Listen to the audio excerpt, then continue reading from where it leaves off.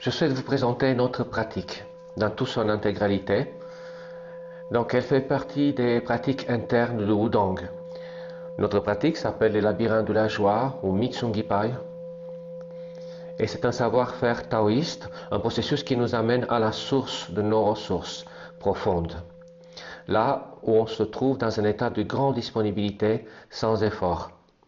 C'est une compétence enfuie en chacun d'entre nous.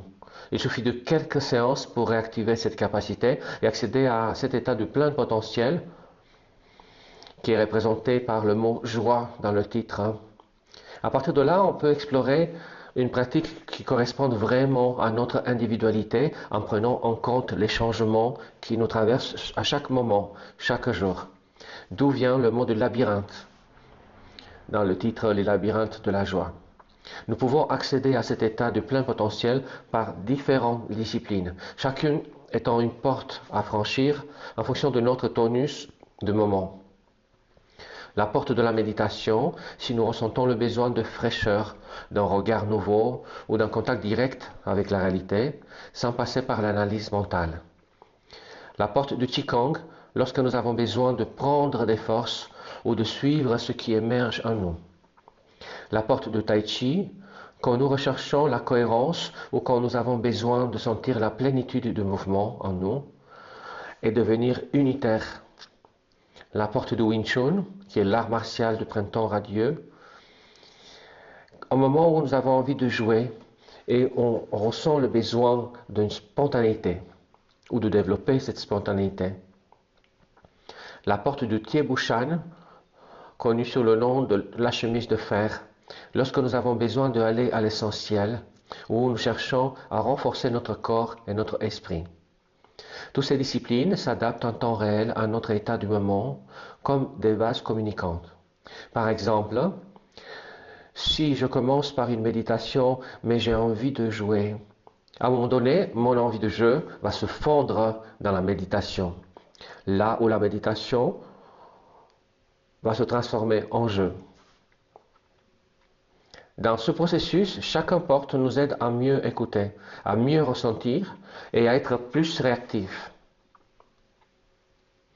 Plus on avance, plus nos conditionnements tombent, plus notre mobilité grandit et avec elle la joie de la découverte. Pas à pas, on se lève des schémas mentaux et émotionnels qui nous limitent.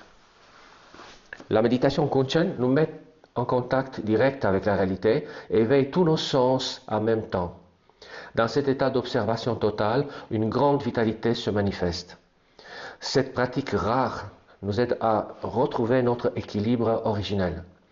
Le Qigong Mitsung nous permet à ressentir tout notre corps dans son intégralité. En utilisant des résonances qu'on appelle Jian Zhang en chinois, on génère un tonus optimal dans tout le corps. Les mouvements elliptiques nommés Tai Yi amplifient notre vitalité en spirale. La pratique du Tai Chi Mitsung réveille des gestes et des cohérences déjà présentes en nous. Il nous aide à redevenir ce que nous sommes vraiment, transformant notre quotidien en terrain d'entraînement. Cela nous fait gagner un temps précieux en conciliant l'authenticité et l'efficacité. Le Wing Chun Mitsung, l'art martial du printemps radieux, est l'expression et la créativité et l'équilibre dynamique. Cette pratique fluide et élégante nous amène à l'essentiel. Ces mouvements harmonieux favorisent les gestes explosifs. Une joie instinctive s'éveille en nous, ce qui attise notre spontanéité. Enfin, le Tie Bu Shan, connu sous le nom de la chemise de fer à 5 phénix, est l'art du geste juste et de la renaissance. Cette pratique renforce tendons et muscles, transformant notre corps en une entité souple et puissante.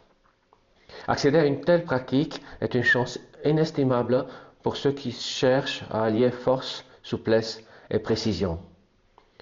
En conclusion, nos disciplines sont comme toutes les autres disciplines. Elles reposent sur des méthodes et des techniques. Mais attention, ces méthodes ne sont que des outils, des béquilles. Il est essentiel, voire vital, de ne jamais se soumettre aveuglément à une méthode, L'idée est de la traverser, de l'expérimenter par soi-même et de se redresser à l'écoute de son ressenti à chaque pas, à chaque étape. Dans nos séances, nous avons la liberté d'écouter notre corps et nos sens et d'adapter notre pratique à nos besoins. Il n'est pas question de suivre aveuglément un maître ou une méthode et de nous oublier pour essayer de faire correctement. Bien au contraire, le but de la séance est de nous reconnecter à notre plein potentiel, à cet état profond qui est déjà en nous. Pour y parvenir, on va privilégier notre regard intérieur et on va suivre le parcours qu'il propose. Nous savons désormais que dans un monde en perpétuel mouvement, nous avons besoin de fluidité et de souplesse. Pour nous accorder avec chaque nouvel contexte que l'univers crée, nous avons besoin d'apprendre en temps réel, de savoir que nous ne savons pas. Voilà ce qu'on appelle une pratique interne, Neijia Quan en chinois. C'est probablement par les coups de corps et la libération du conditionnement que la pratique, les labyrinthes de la joie, reste toujours moderne depuis 19 générations. Si cette dynamique vous parle, on vous invite à partager votre enthousiasme autour de vous. Nous ne serons pas vexés. Promis juré.